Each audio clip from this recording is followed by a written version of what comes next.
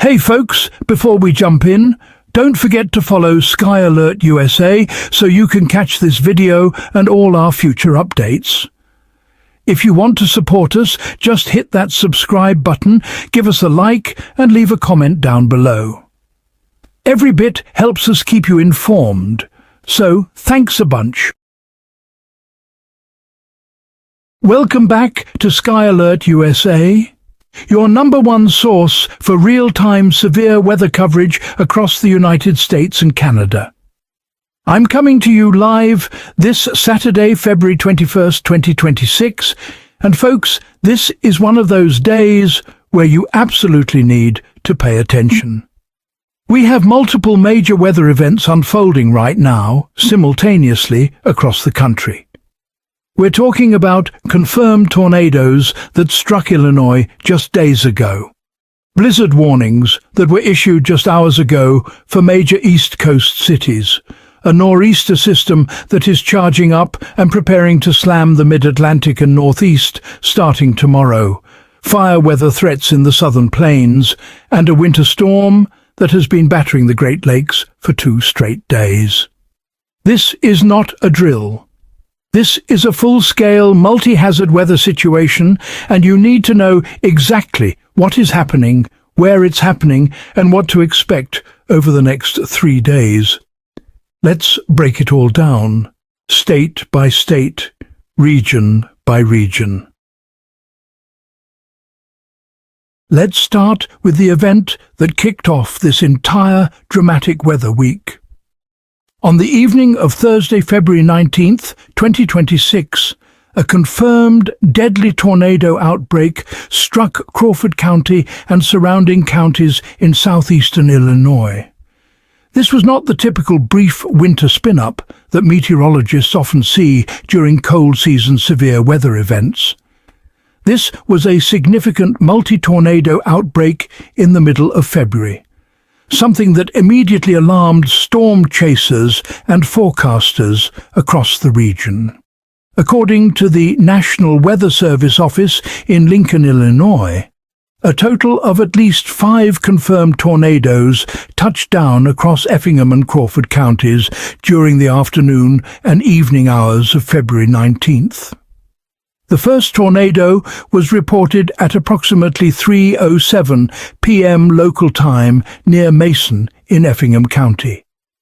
Subsequent tornadoes followed in rapid succession, with confirmed tornado reports in Crawford County between 4:12 and 4:32 p.m. local time. The most devastating of these tornadoes destroyed a residence near New Hebron in Crawford County, trapping occupants inside the debris. Emergency crews responded to the scene as local authorities confirmed that between 12 and 15 buildings sustained significant structural damage. A mobile home in the same area was overturned, injuring 1 elderly woman. In Clay County, an EF0 tornado with peak winds of 75 miles per hour carved a path 4.1 miles long, striking a farmstead along the Clay-Effingham County line. Metal from the top of a grain silo was ripped off and flung nearly half a mile away.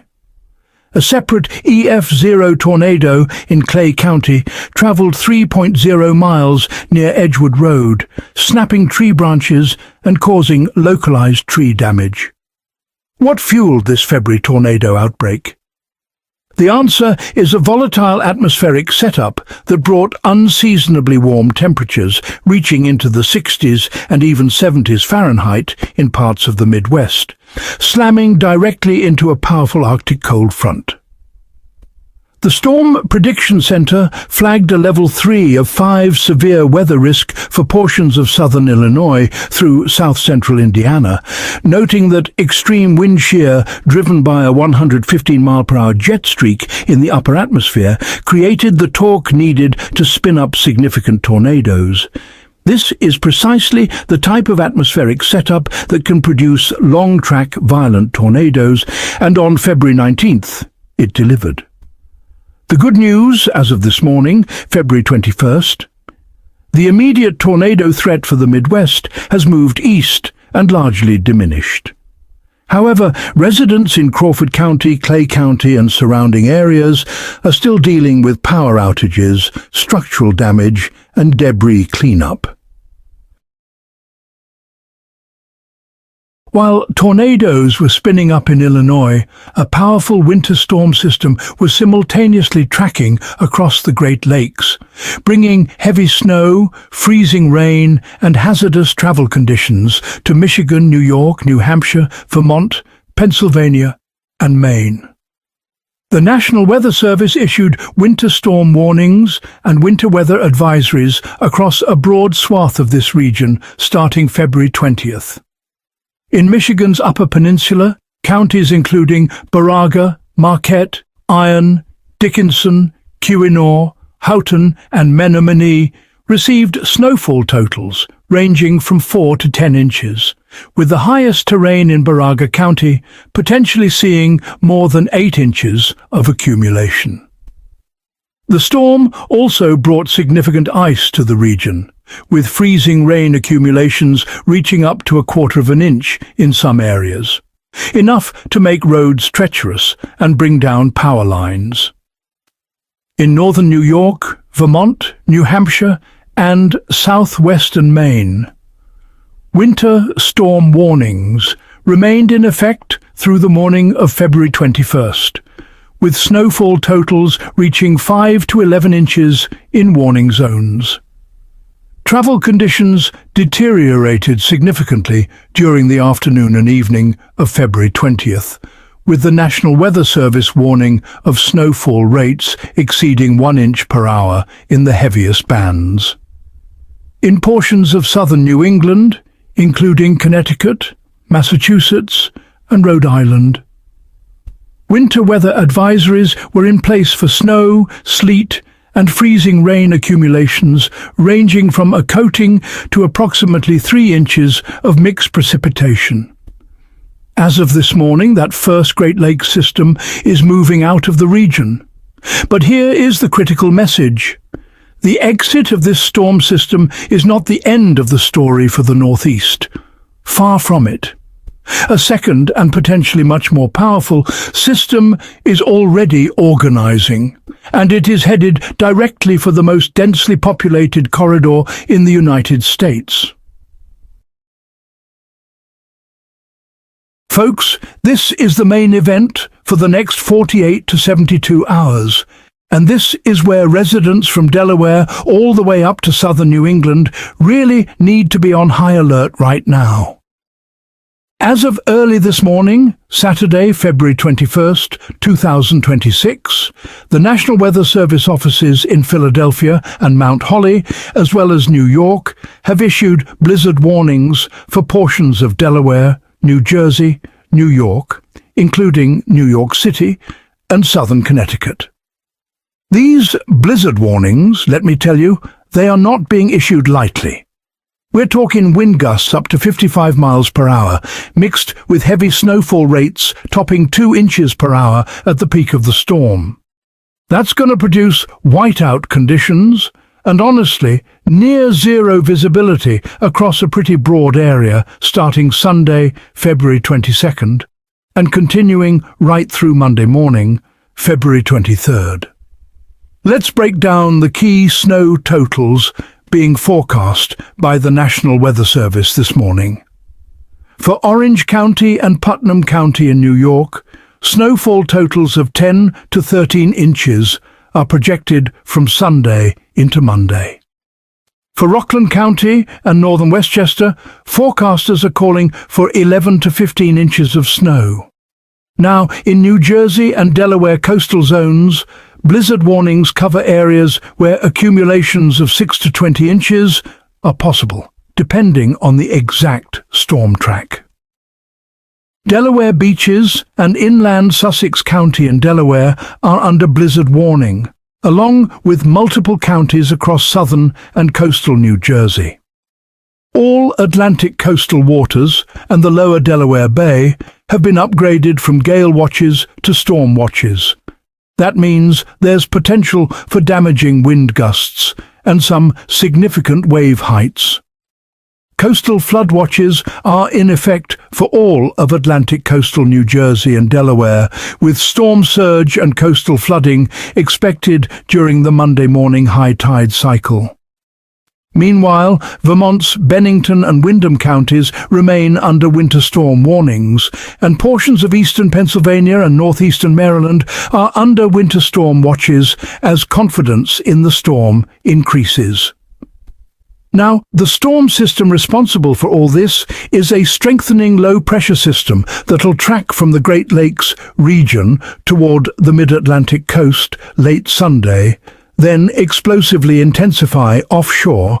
That's a process called bombogenesis, as it moves up the east coast toward southern New England on Monday. The interaction between the cold Arctic air already in place and the moisture streaming in from the Atlantic is going to create an exceptionally powerful nor'easter. There is some uncertainty about the exact track of the storm, and that uncertainty really matters for the I-95 corridor from Philadelphia to New York to Boston. A slight northward shift in the storm track could bring significantly higher snowfall totals to these major cities, while a southward or offshore shift could reduce those totals dramatically. Forecasters will be updating guidance throughout Saturday afternoon and evening. If you live anywhere along the I-95 corridor, do not assume this storm will miss you. Monitor the National Weather Service forecast for your county throughout the day. Travel will likely become impossible or extremely dangerous in the blizzard warning zones by Sunday evening and overnight into Monday. Airlines have already started issuing travel waivers for Sunday and Monday travel at major East Coast airports. So please do not plan travel in warning zones unless it is absolutely essential. While the Northeast braces for a blizzard, the southern high plains are facing the exact opposite problem: dangerous fire weather conditions.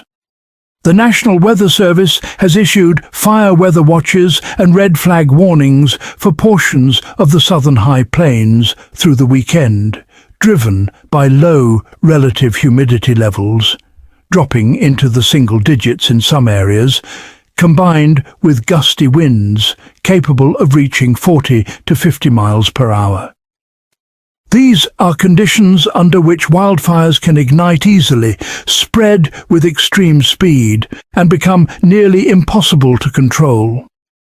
Folks living in western Texas, southeastern New Mexico, and southwestern Kansas should avoid any outdoor burning activities, be aware of any open flames or sparks, and, have evacuation plans ready if fire activity develops in their area.